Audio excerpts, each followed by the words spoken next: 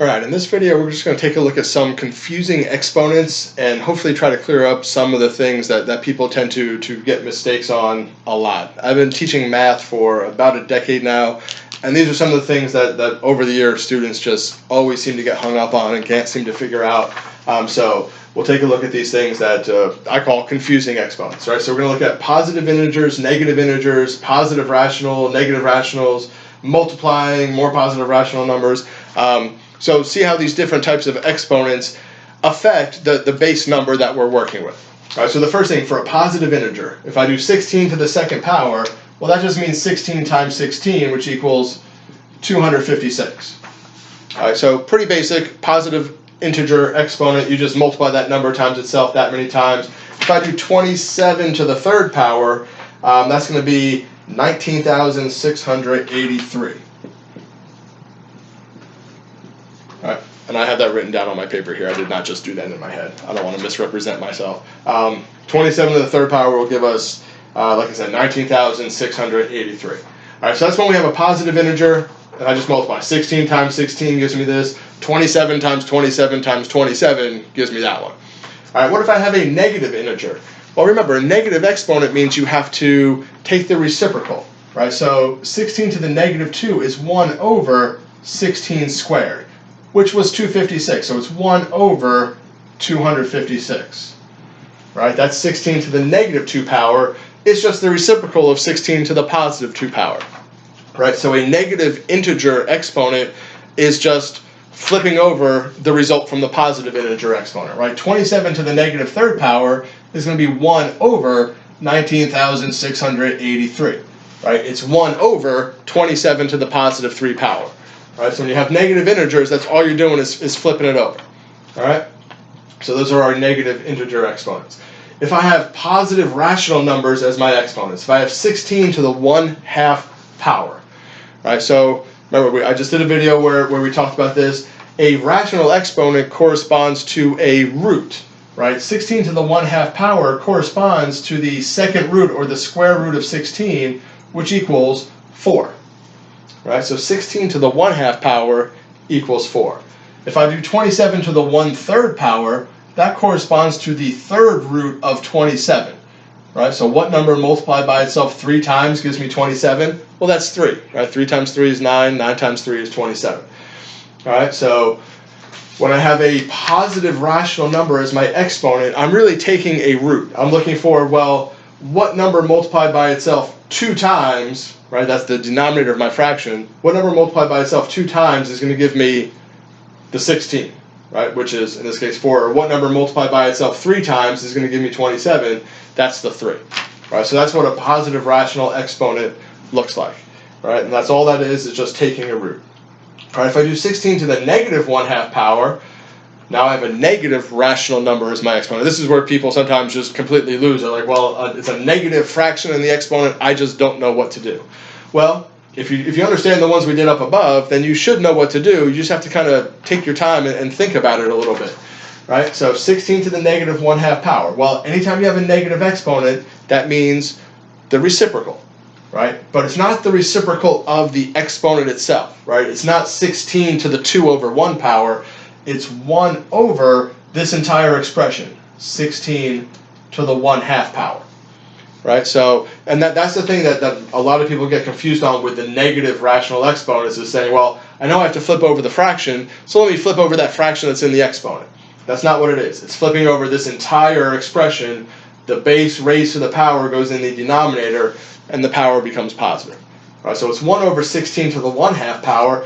And we saw up above, 16 to the 1/2 power equals 4, which means 16 to the negative 1/2 power equals 1/4.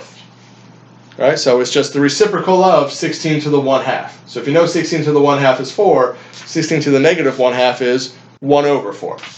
Right? If I want to do 27 to the negative 1/3 power, well, I know that 27 to the 1/3 is 3, so 27 to the negative 1/3 is the reciprocal of that. That's going to be 1/3.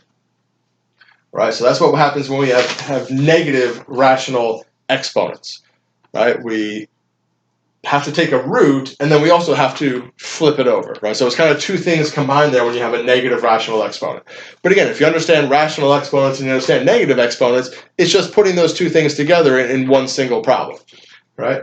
So that's our negative rational exponents. What if I multiply? What if I just do 16 times 1/2? Well, half of 16 is 8. All right, so 16 times 1/2 just equals 8. What if I do 27 times 1/3? Well, 1/3 of 27, right, that's like dividing 27 by 3, I get 9. Right, this is like taking 16 and dividing it by 2 to get 8. All right, so again, when you are raising something to a power, right, 16 to the 1/2 power is not the same as multiplying 16 times 1/2. Right, or 27 times 1/3, 27 to the 1/3 power. They are not the same thing. It's another common mistake that people sometimes make is they say, oh, 16 to the 1/2 power, 16 times 1/2 is 8, so that equals 8. Right, but this doesn't say 16 times 1/2, it says 16 to the 1/2 power. It's different than 16 times 1/2. Right, so again, these are common mistakes that I've seen over the years, things you really need to be careful and watch out for.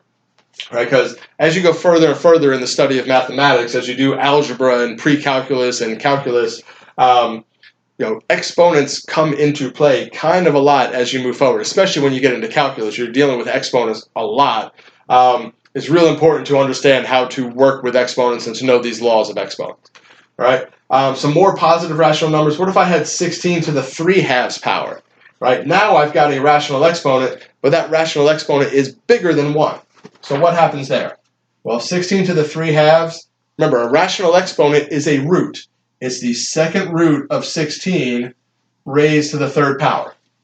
Well, the square root of 16 is 4, so it's 4 raised to the 3rd power, which equals 64, right? 4 times 4 is 16, 16 times 4 is 64. So 16 to the 3/2 power gives me 64, right? It's the square root of 16, right? That base number there, or that denominator number, tells me to take the second root of 16, and then I have to raise it to this exponent of 3. All right, same idea for 27 to the 2/3 power over here. Right, now I'm taking the third root, since my 3 is in the denominator, I'm taking the third root of 27 and raising that to the second power. Right, well, the third root of 27 would be 3, so that's 3 to the second power, which is going to equal 9. Right, notice the 16 to the 1/2 power was 4. 16 to the 3/2 power is that 4 raised to the 3rd power. Right, 27 to the 1/3 was 3. 27 to the 2/3 was that 3 raised to the 2nd power, squared to get a 9. Right, so that numerator of your rational expression, well, let me go back. The denominator of your rational exponent tells you what root you're taking. Right, so if it's a 1/2 power, I'm taking the square root. If it's a 1/3 power, I'm taking the third root. The numerator of that rational exponent tells you what power you're raising that result to. Right, so if it's a 1/2 power, it's just the straight square root, which the square root of 16 is 4. If it's 16 to the 3/2 power, it's that 4, then raised to the 3rd power, which is how we get to 64. All right, so again, rational exponents correspond to roots. You have to be real careful with how you figure that out. The denominator number is your root. The numerator number is the exponent you raise it to. All right, and then if we just multiply 16 times 3/2, well, that's half of 16 is 8, and then 8 multiplied by 3 would give me 24. I almost forgot 8 times 3. So 16 times 3/2 is equal to 24. There's two ways you can think about that. You can either do 16 divided by 2, which is the way I did it and got 8, and then multiply the 8 times the 3. Or you can multiply 16 times 3, which would be 48, and then 48 divided by 2 gives you 24.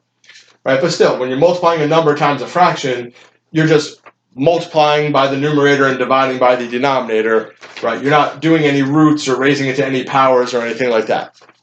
All right, 27 times 2/3. Well, 27 divided by 3 is 9, and then 9 times 2 equals 18. All right, so 27 times 2/3 is 18. Go back up here. 27 times 1/3 was 9. Times 2/3, I just take that 9 and multiply it by 2. I get 18.